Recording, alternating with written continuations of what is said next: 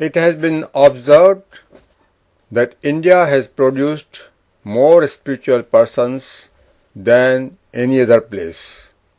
When the quality of their spiritual and divine life becomes highest, they are considered to be God's special messengers. In the 15th century, India had the good fortune to produce yet one more saint of sterling spiritual qualities. Guru Nanak, the founder of the new faith of Sikhism, was born in Punjab in 1469. He was a man of rare virtues. He taught truthfulness and unity amongst the Hindus and the Muslims. Once again, in his own unique style, he reminded the people of the ancient Upanishad teaching that God is but one.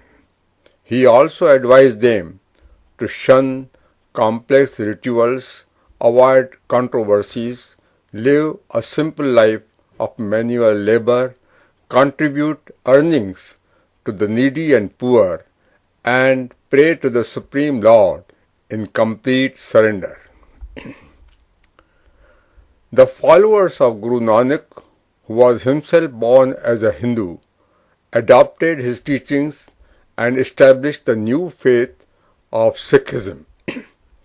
There were 10 gurus in line to propagate these teachings with great discipline and devotion. The 10th and the last guru was Sri Guru Gobind Singh, who had to fight many wars with the Mughal emperor. Gurus always taught peace from the time of Guru Nanak, but submitting to injustice and unrighteousness is not peace. It is cowardice.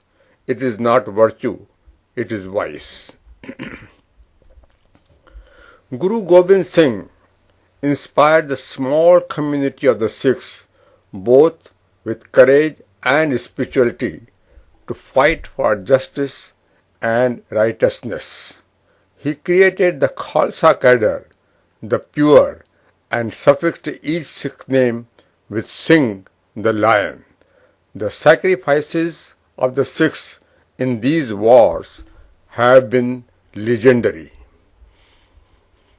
After the 10th Guru, Gobind Singh, the mantle of leadership and as ordained by him rested with the most sacred scripture of the Guru's teaching, Sri Guru Granth Sahib. Such was the unique attitude of the Sikh Gurus that in spite of so many atrocities committed on them by the Mughal Muslim rulers, this living scripture, the Guru Granth Sahib, contains the writing of 3 Muslim authors. This holy book has the collective writing of as many as 36 contributors from all different sections of Indian society, and only 6 among them are the Sikhs. This indeed would be unparalleled in the annals of any religion in the world. All the teachings in the Guru Granth Sahib are presented as poetry, which are then rendered in classical tunes, ragas, to make them most inspirational. The Guru's eternal message, Ek Onkar, God is one, reverberates throughout the holy scripture. Sikhs all over the globe, who now number 23 millions and constitute the 5th largest religious group, worship this holy scripture with a reverence and honor that no other scripture or a living person could ever command. Although Sikhism is considered as the youngest religion of the world, with only 23 million followers around the globe, it is to the credit of the Sikh followers that they have erected Sikh temples, the Gurdwaras, in most parts of the world. In these places of worship, they saw free community dinner, langar, to all without any distinction. The association of the Sikhs and the Hindus is like that of the blood brothers. Shri Guru Gobind Singh fought all his life to save the Hindu religion. Many Hindu and Sikh families are closely intertwined. Despite periodic discord and disunity, the Gurus cemented their relationship with the blood of sacrifice. About 2000 years earlier, Jainism and Buddhism began as a reform movement of Hinduism.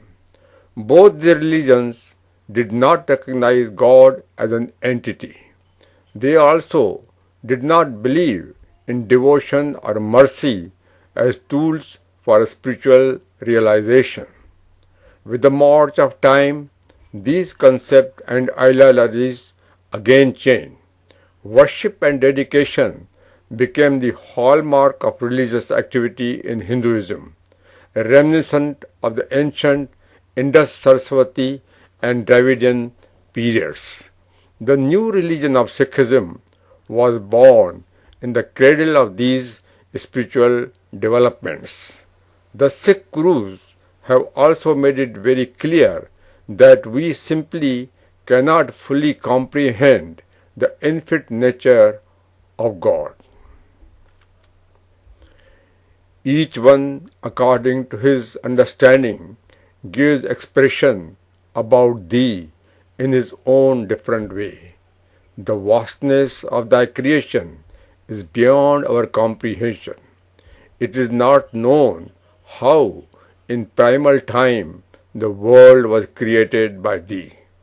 This would lay at rest the never-ending arguments about the origin of creation and the divine.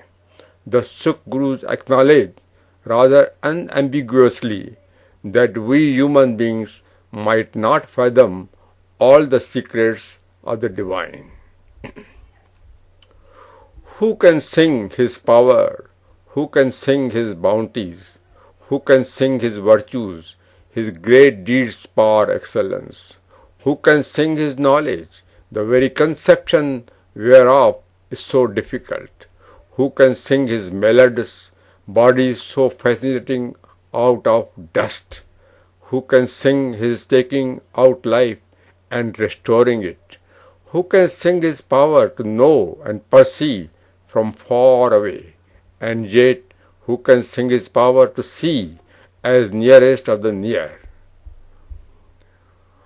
To assessing him, there will be no end, even though millions over millions may speak on him over and over again.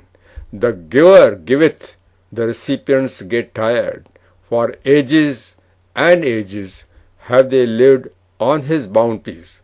The ordiner of his will hath set out the path for all to follow, while he, O Nanak, depending on none, remains supremely happy in his ever-blossoming beauty.